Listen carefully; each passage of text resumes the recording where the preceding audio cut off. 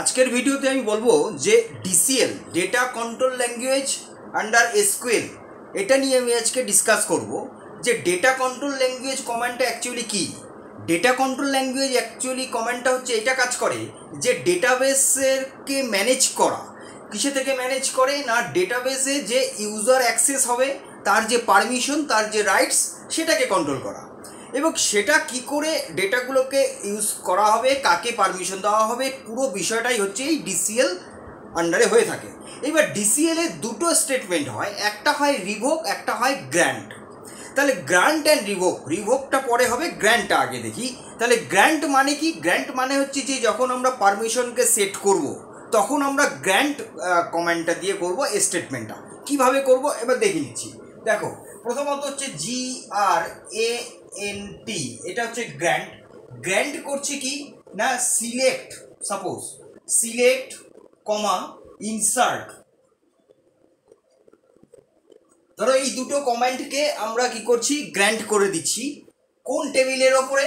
On books টেবিলের ওপরে। এইবার কাকে দিচ্ছি, কোন ইউজারকে দিচ্ছি, সেটা হচ্ছে কি একটা নাম দিয়ে দিতে হবে যে টু, সাপোজ ধরো XYZ একজনের নাম দেওয়া হলো যে কিনা নতুন একজন লাইব্রেরিয়ান হিসাবে জয়েন করেছে। তো তাকে যদি সেই লাইব্রেরিয়ান হিসাবে তাকে যদি পারমিশন দেওয়া হয় যে সে কি কি কাজগুলো করতে পারবে ওই ডেটাবেসে, তো সেইভাবে আমরা এটা করতে পারি যে grant select comma insert on books two XYZ। XYZ হচ্ছে সেই ব্যক্তিটা বা সেই ইউজারটা যে অ্যাক্সেস করবে ডেটাবেসকে। তাহলে এটা গেল হচ্ছে গ্র্যান্ট। এটা শুধুমাত্র যে সিলেক্ট ইনসার্ট তা নয়, এখানে তুমি আপডেটও দিতে পারো, ডিলিটও করতে পারো।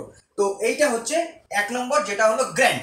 এইবার যদি এটাকে পারমিশনকে তুলে দিতে হয় তাহলে কি করে দিতে হবে? রিভোক করে দিতে হবে। তাহলে রিভোক করতে হলে একদম সেমভাবে রিভোক সিলেক্ট, যে কমেন্টগুলোকে পারমিশন করা হয়েছে, সিলেক্ট সেই কমেন্টগুলোকে আমরা এখান থেকে আবার তুলে দেব অন বুকস। এবার কার থেকে তুলে দেবো? তখন হবে ফ্রম XYZ।